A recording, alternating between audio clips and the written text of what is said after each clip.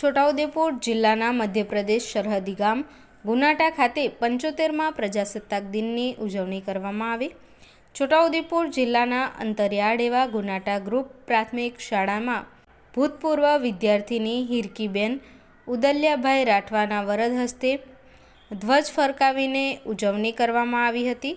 આ પ્રસંગે જિલ્લા પંચાયત આરોગ્ય સમિતિના ચેરમેન ગુમાનભાઈ રાઠવા, જિલ્લાશ્રય કેન્દ્ર છોટાઉદેપુરના વાલસિંહભાઈ રાઠવા, જય જવાન સૈનિક ફાઉન્ડેશનના પ્રમુખ ગોપાલભાઈ રાઠવા સહિત ગામના આગેવાનો, ગ્રામજનો તેમજ ગુનાટા ગ્રુપ પ્રાથમિક શાળાના ગ્રુપ આચાર્ય વિનોદભાઈ રાઠવા તથા શાળાના શિક્ષકો સહિત મોટી સંખ્યામાં વિદ્યાર્થીઓ ઉપસ્થિત રહ્યા હતા।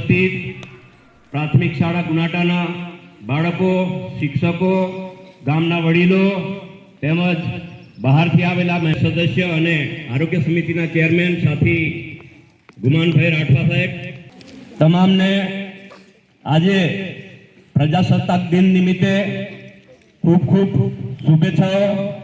જય હિન્દ। આર્મી જવા તૈયાર છો? એમી ફાઉન્ડેશન પ્રમુખ। આમ તમને કહું કે અમારે ગામથી સૌથી વધારે આર્મીવાળા તે કટારવાટ એમ કે ને કટારવાટ તમારા ગુનાટા ગામથી લગભગ 1 ફળિયા જેટલું ગામ છે ને તો હમણાં જેમ દેસિંગભાઈ અને પ્રતાપકાકા કહેતા હતા કે શિક્ષણની વાત કરી અને ખેતીવાડી, તો ખેતી અહીંયા કોઈ એવો ખેડૂત નહીં જેની જોડે 15 થી 20 એકર જમીન હોય। મુશ્કેલથી 1 એકર જમીન હશે।